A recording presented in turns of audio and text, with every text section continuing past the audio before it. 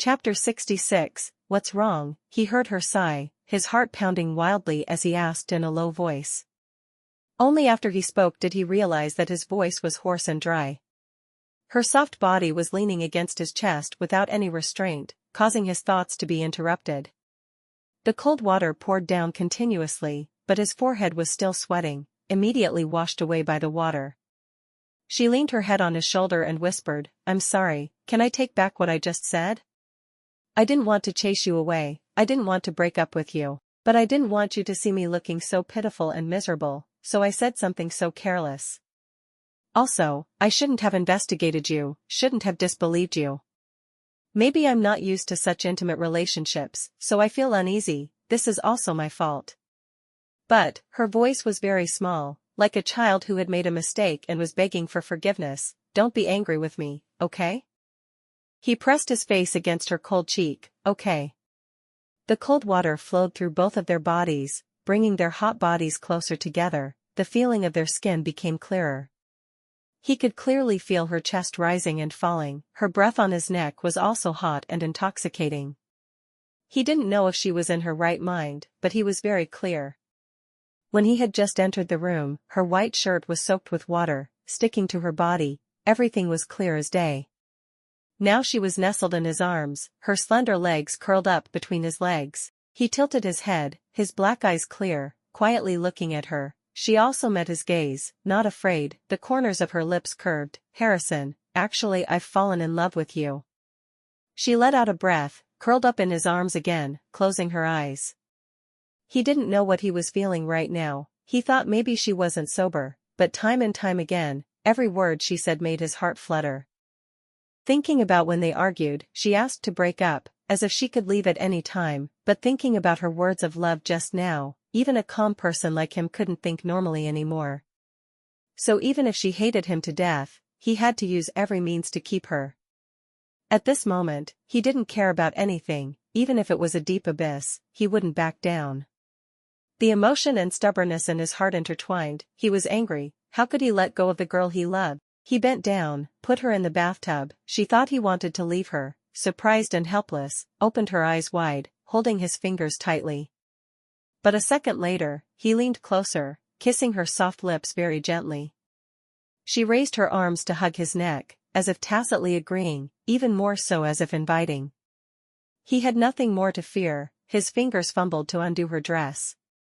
The water slid over both of their bodies, but she thought, just hugging like this was enough to warm her up. His kiss slid along her body, the intimate and hot contact transmitted to her heart, making her heart tremble. God knows how much he always wanted to have her completely.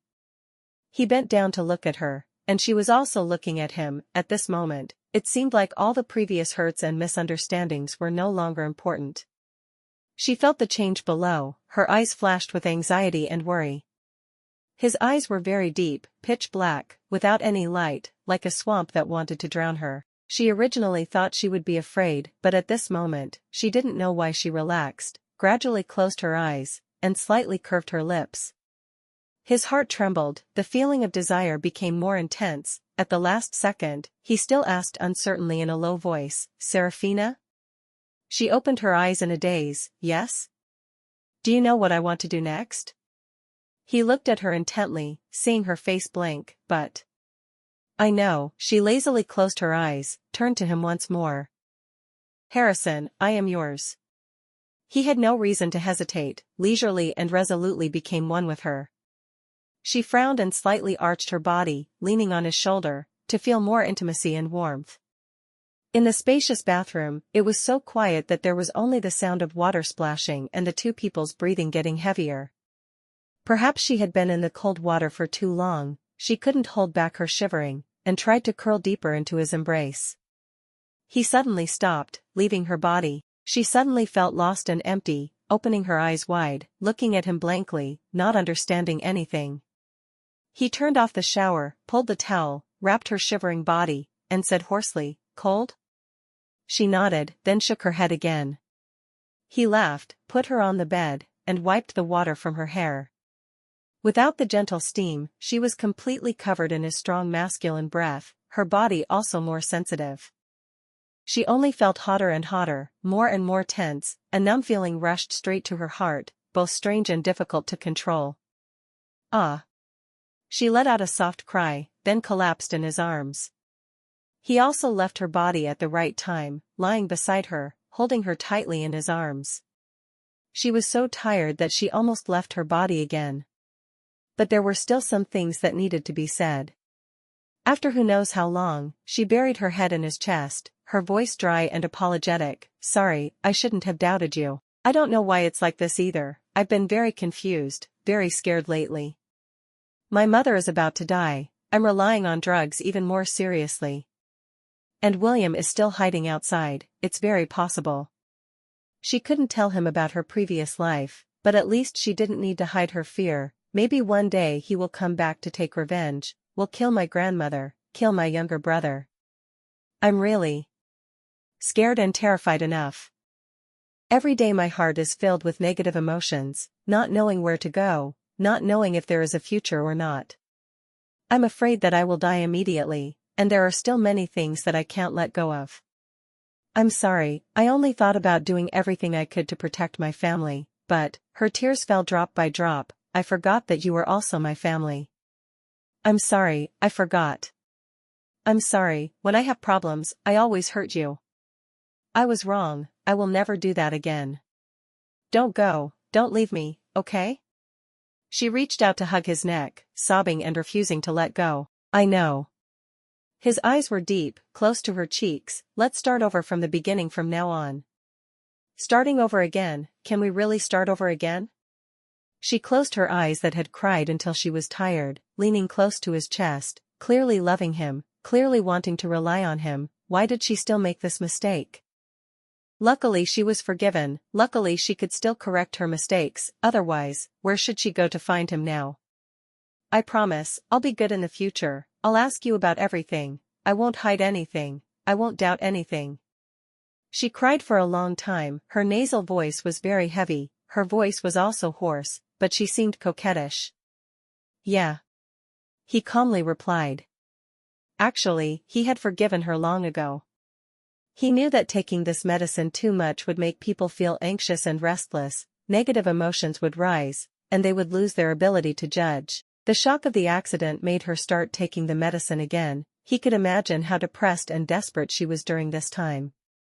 He even hated himself for not discovering her abnormality for so long.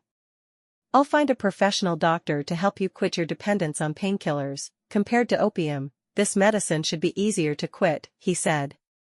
She nodded, looked up at him. Why do you understand so well? Could it be?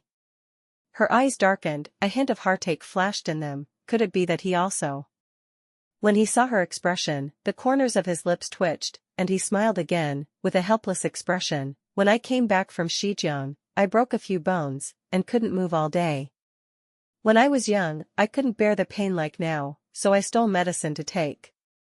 Once I overdosed and almost lost my life. She looked blankly at his expression, as if he was telling someone else's story, and was suddenly filled with 1,000 thoughts. Her heart ached, and she quietly leaned closer to him.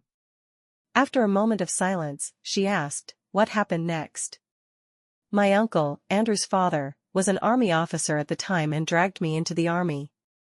He recalled those days and couldn't help but laugh. I caught a cold and couldn't take Western medicine, I could only take Chinese medicine. There were a few times when it didn't get better, so he tricked me into drinking rice wine, and I don't know why it got better. At that time I was very small, and when I fought with him, he was too lazy to even look at me, and grabbed my neck and threw me away. After a while I improved, but I still couldn't fight back.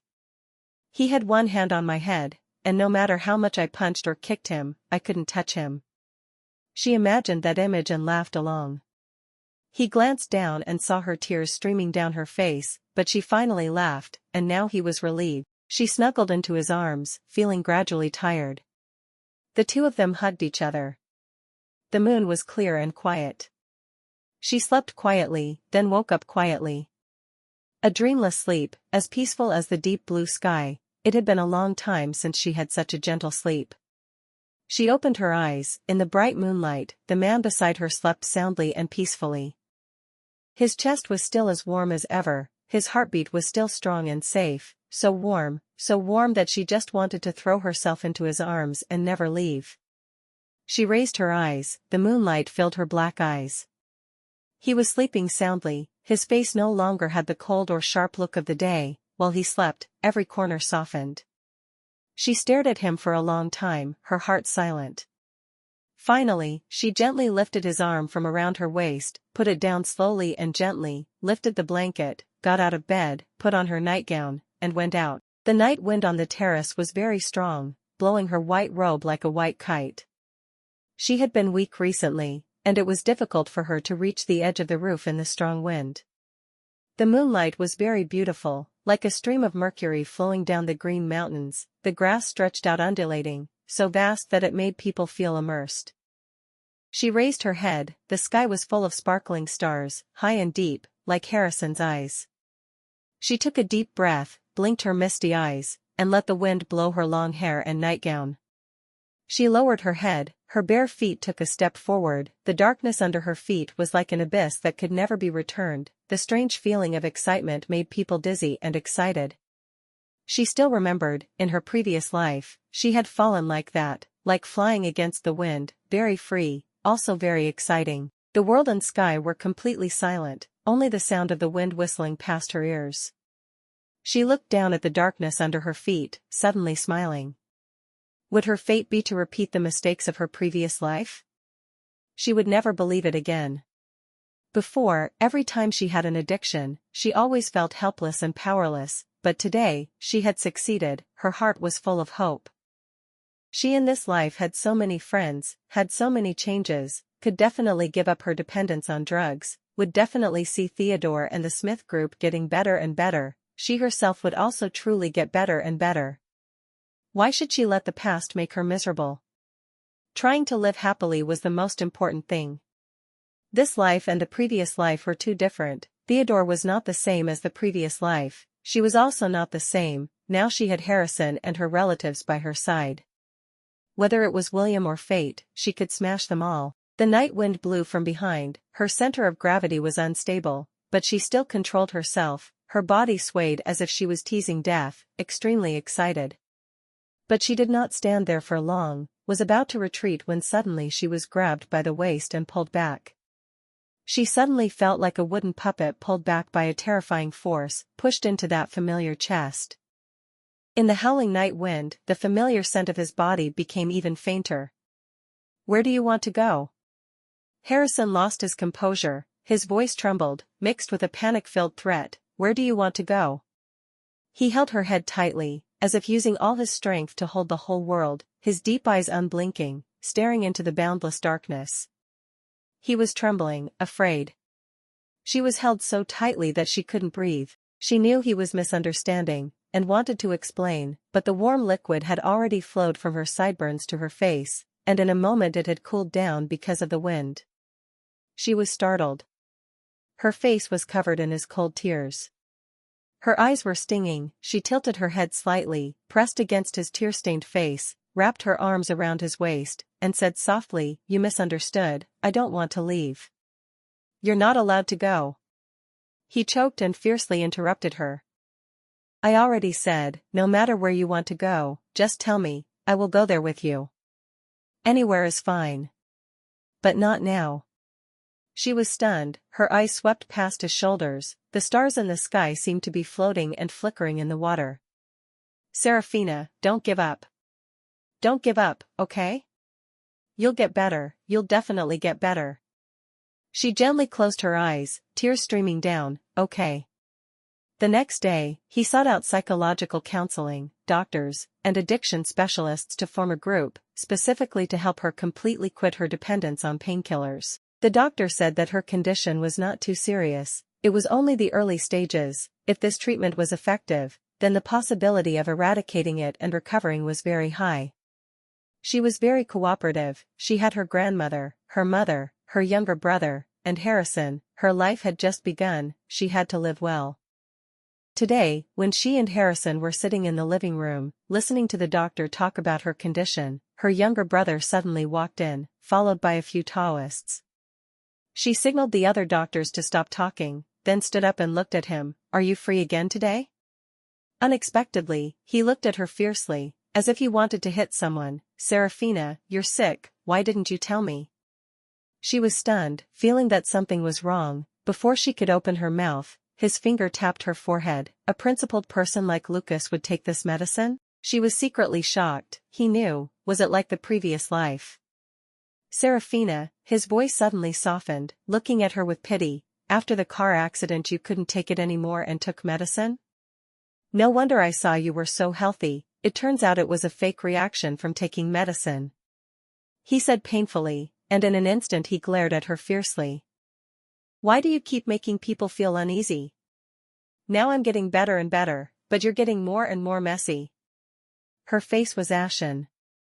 Finally, she looked at Harrison and then said to Theodore, it's my fault, I couldn't accept the accident, I couldn't control myself for a moment, and as a result, I drank more and more, so. I know very well that I can't trust you. Theodore continued to mock her, remembering the main thing. He continued, that's right, I brought some masters here, to help you calm down. She glanced at the Taoist priests who looked like they were in charge of Taoism behind him, and suddenly felt panicked. Can you not act like you're trying to catch a monster? Theodore frowned. Stabilizing your mood and overcoming your hot temper is a very good way to help, you know? She saw him nagging non-stop, so she ignored him and turned to ask the doctor and Harrison to chase her brother and the Taoist priests away.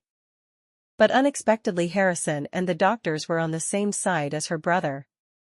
Harrison said, we have to try everything, even if the horse is dead, we still have to try our best to save it. She kicked him, he's the horse. The doctor also said, young Master Theodore is right, Miss Serafina is hot-tempered and needs to calm down.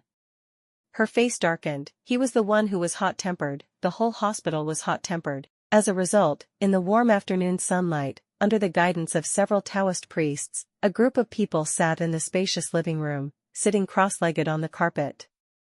The supporting actors were so active, so naturally the main actor like her could not refuse.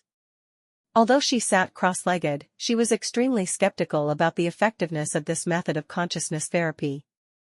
The Taoist priests began to chant slowly and calmly, and she lost focus again, secretly opening her eyes to take a look. On the opposite side, Harrison and Theodore both silently closed their eyes, their expressions relaxed like never before. Both of them were extremely handsome. She suddenly felt a surge of emotion in her heart. One was her lover, one was her younger brother, this was her world in this life. With the two of them by her side, what else could she regret and fear? She smiled, but was caught by a Taoist priest beside her. That Taoist priest glanced at her gently, shook his head slightly. She was like a student who was caught talking to a teacher, smiled apologetically, and quickly closed her eyes. Her heart gradually calmed down. The world was like a vast and gentle river, quietly flowing. There was only the sound of the cool wind outside the window, the sound of small birds flapping their wings in the sky, and she could even hear the sound of sunlight landing on the young grass. How quiet! In her heart, there was only one voice echoing, how good!